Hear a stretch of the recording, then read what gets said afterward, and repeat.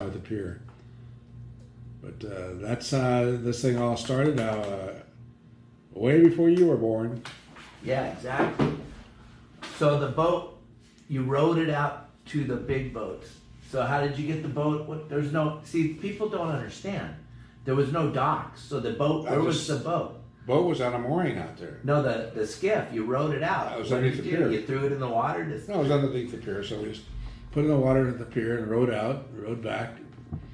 And it sounds like a simple thing to do. No, it doesn't. It sounds crazy back in those days. Well, it's even crazier as the history went on with being on the boats after we built some other boats. I'll tell you more about that as time goes on. But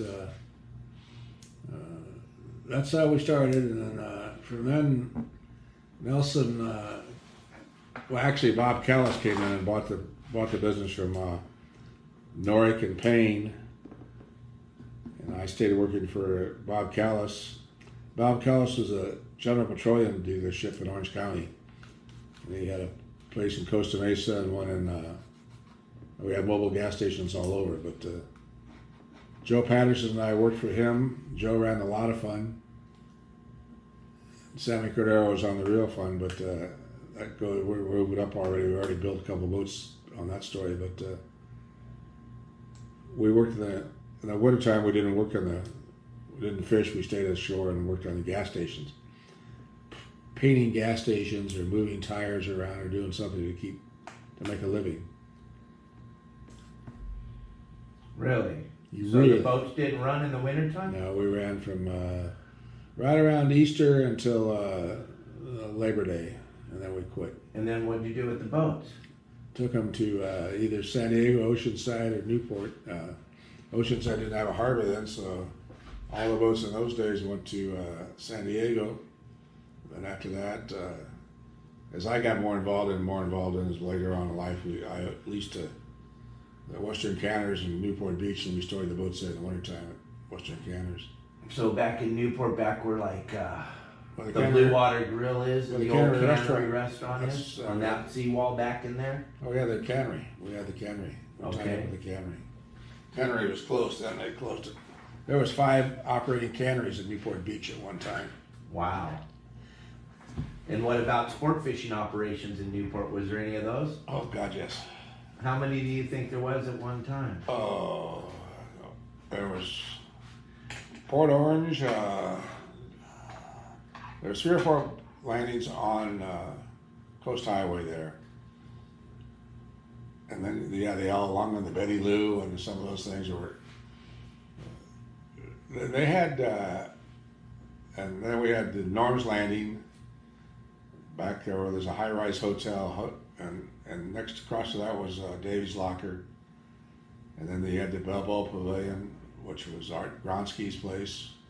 Now, there's 8 or 9 landings in Newport Beach.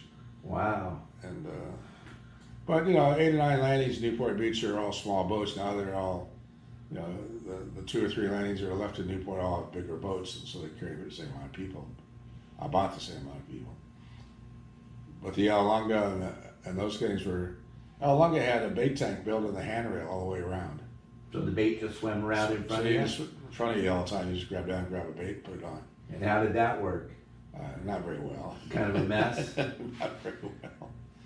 But then after Bob Callis had it, then he sold it to the whole company to Nelson Cook. The interesting thing about Bob Callis is we had a blue paint, and we built John Norick built the Real Fun, 1952. And then we built a lot of fun in 1953. The Real Fun is still operating here at Dana Point. Yeah. We had off the Santa Clemente Pier, we had at least 10 boats at one time. Talk about Running off the Santa Clemente Pier. 10 boats. Tell me about the slot machines they had on the boats back in the day. That's a great story that I laugh every time you talk I about didn't it. want you to know about that one. That's, you're not supposed to know that we had those. It's too late now. They can't come back and get you guys. It was quite comical. I worked for a gentleman called Wally Noller on the little charter boat called Frisky Miss. And he had a dime slot machine down in the bunk room. The other boats had more, but this guy had one 10-cent machine. And I used to get my tips, and I put them in there, and I never, ever won. And Wally said, that pays for my fuel, so you're not going to win. So he gave me back my dimes and told me never to play again, which sadly I didn't really learn the lesson that well. So. Anyway, one of the funniest stories in that is Sam Cordero was running the Sport King out of Newport Beach, and they had slot machines. They looked like a casino, and they closed it up as they came into the harbor. Out to sea, they could do what they wanted to, they thought. When they came in, they locked everything up. But the feds were ready after that, so they boarded them and busted them all, took them to jail. But everything got fixed up and settled down. But that was the end of the gambling on the sport fishing boats.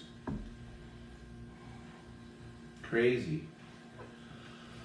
So then you guys had when did you guys go get the boats to bring them back to the pier? You said in April, May? Yeah, right around Easter time? Easter time, yeah.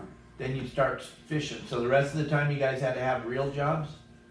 No, we worked on, seriously, it may sound funny, and I think you talked to Bogey and Bill and Bud rather, and they'll tell you we all kind of drew our unemployment or whatever and painted the boats all winter.